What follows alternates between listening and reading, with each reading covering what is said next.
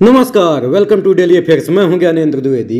अगर आज आप ये सुने कि बांग्लादेश, पाकिस्तान, नेपाल, श्रीलंका जैसे देश अमेरिका से भारत से कम टैरिफ पर सामान एक्सपोर्ट कर रहे हैं तो पहली नज़र में थोड़ा अजीब लगेगा, लेकिन जब आप इसके पीछे की पूरी स्ट्रेटजी, पॉलिसी और लॉबिंग की सच्चाई समझते हैं तब आपको एहसास होता है कि असली मामला सिर्फ टैक्स या टैरिफ का नहीं है, बल्कि हमारी इंटरनेशनल ट्रेड स्ट्रेटजी से जुड़े डीएनए में कहीं ना कहीं एक बड़ा गैप मौजूद है।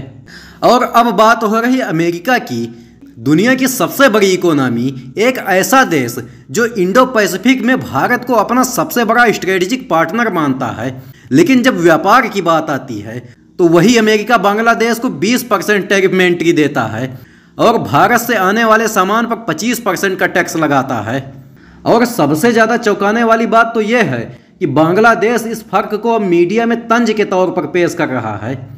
हाल ही में मोहम्मद यूनुस के एक करीबी अधिकारी ने पब्लिकली ये तक कह दिया कि भारत की वजह से ही हमें यह फ़ायदा मिला है।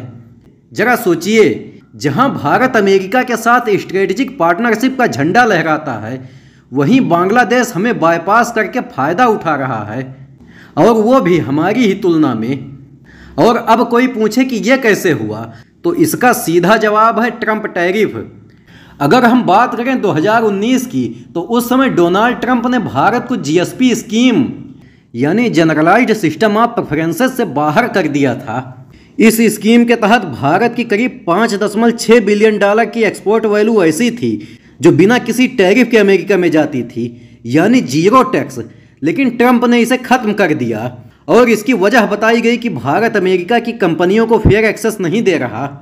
लेकिन अब यहाँ पर एक सवाल और उठता है कि क्या यह सिर्फ व्यापार का मामला था या कहीं ना कहीं दबाव की पॉलिटिक्स थी। दरअसल अमेरिका चाहता था कि भारत अपनी डेयरी, फार्मा और अपनी ई कॉमर्स सेक्टर को और ज़्यादा खोल दे, लेकिन भारत ने साफ कहा, हमारी घरेलू कंपनियां, हमारे किसान, हमारे छोटे उद्यमी, इनकी सुरक्षा के बिना हम किसी के सामने दरवाजे नहीं खोल सकते। और यहीं से शुरू हुआ तनाव।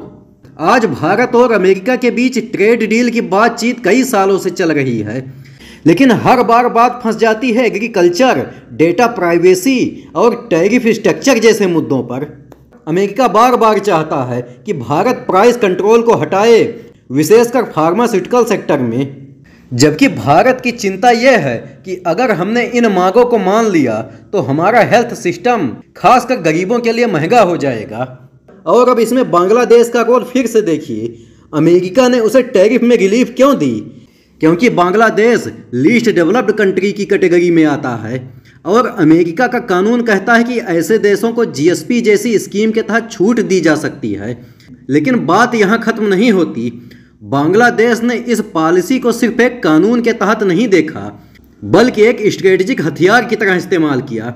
लॉबिंग की, अमेरिकी कंपनियों को मैन्युफैक्चरिंग के लिए वहां बुलाया, रूल्स और फ्लेक्सिबिलिटी दिखाई। और आज का नतीजा तो यह है कि अमेरिका का ट्रेड रुख बांग्लादेश के लिए सॉफ्ट है। और अगर बात करें भारत की, तो अमेरिका को हर सेक्टर में क्लियर स्ट्रेटेजी चाहिए, लेकिन भारत हर सेक्टर में बैलेंस तलाशता रहा है। और अब मुद्दा सिर्फ बांग्लादेश का नहीं है। अब करीब 50 से ज़्यादा देश हैं जिन्हें अमेरिका से भारत से कम टैरिफ में व्यापार करने की छूट है, जैसे Pakistan, Vietnam, Sri Lanka, Kenya, Thailand जैसे देश इसमें शामिल हैं।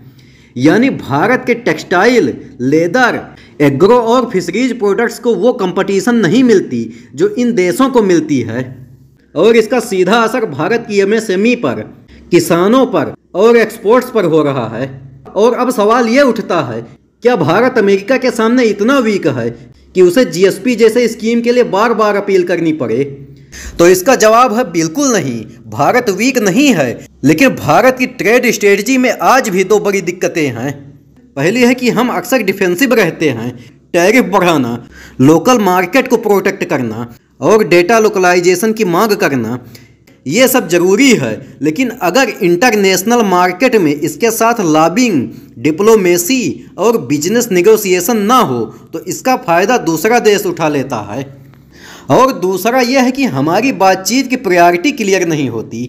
हमें अमेरिका से सिर्फ व्यापार नहीं चाहिए, हमें एक भरोसेमंद, लॉन्ग टर्म और ट्रांसपेरेंट ट्रेड रिलेशन चाहिए।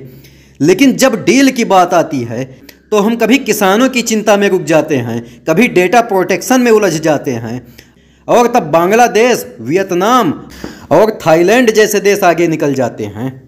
ट्रंप का रुख अचानक भले ही बदलने वाला हो, जैसे कभी टैरिफ लगाना, कभी डील अनाउंस करना, लेकिन भारत को यह गेम अब उसके तरीके से नहीं, अपने शर्तों पर खेलना होगा। जरूरत इस बात की है कि भारत अपनी ट्रेड पॉलिसी को सिर्फ रक्षा कवच की तरह न देखे, बल्कि एक आक्रामक स्ट्रेटेजिक औजार के तौर पर इस्तेमाल करे। अमेरिका को यह साफ दिखना चाहिए कि भारत सिर्फ एक बड़ा मार्केट नहीं है, बल्कि एक बराबरी का पार्टनर है, जिससे डील करना मजबूरी नहीं, प्रायोरिटी होनी चाहिए। अगर भारत अब भी केवल संवेदनशील सेक्टर और सब्सिडी के नाम पर झिझकता रहा तो बांग्लादेश जैसे देश न सिर्फ टैरिफ में हमसे आगे होंगे, बल्कि नैरेटिव में भी हमसे आगे निकल जाएंगे। और तब सिर्फ आंकड़े ही नहीं बदलेंगे, हमारी पोजीशनिंग भी बदल जाएगी, जो कहीं ज़्यादा खतरनाक है। वीडियो के अंत में मैं आपसे एक क्वेश्चन पूछूंगा कि सेमीकंडक्टर मिशन किस देश की पहल है? ए पर है Bharat, B China, C America और डी जापान। अगर आपको आंसर पता है तो कमेंट बॉक्स में ज़रूर दीजिए, और अगर वीडियो पसंद आया हो तो लाइक और सब्सक्राइब जरूर करिए। मिलते हैं अगले वीडियो में। जय हिंद।